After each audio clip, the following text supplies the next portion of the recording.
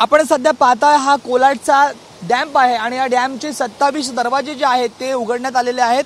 आपण पाहतोय खबरदारीचा उपाय म्हणून प्रशासनाच्या वतीने 27 दरवाजे जे आहेत ते उघडण्यात आलेले आहेत। रायगड जिल्ह्याला प्रशासनाच्या वतीने 2 दिवसीय रेड अलर्ट जारी करण्यात आलेला आहे आणि त्यातच धरण जे आहे ते पूर्ण क्षमतेने भरलं आहे आणि त्याच कारणास्तव या धरणाचे 27 दरवाजे जे आहेत ते उघडण्यात आलेले आहेत। या धरणाचं पाणी थेट जाऊन नागुटण्याच्या आंबा नदीला व रोहातील कुंडलिका नदीला जाऊन मिळतं आणि त्याच कारणास्तव नदीकाठच्या सर्व नागरिकांनी सतर्क राहण्याचं आवाहन देखील प्रशासनाच्या वतीने करण्यात आलेलं आहे।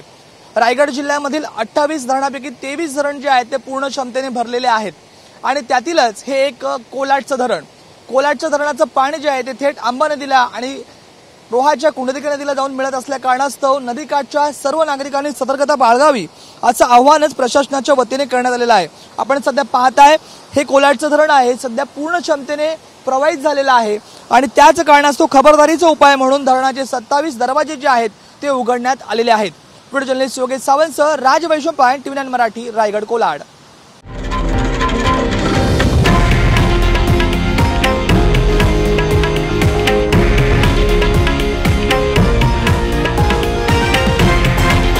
हे आहे देशातील नंबर 1 न्यूज नेटवर्क आणि आपण पाहत आहात TV9 मराठी, एकमेव।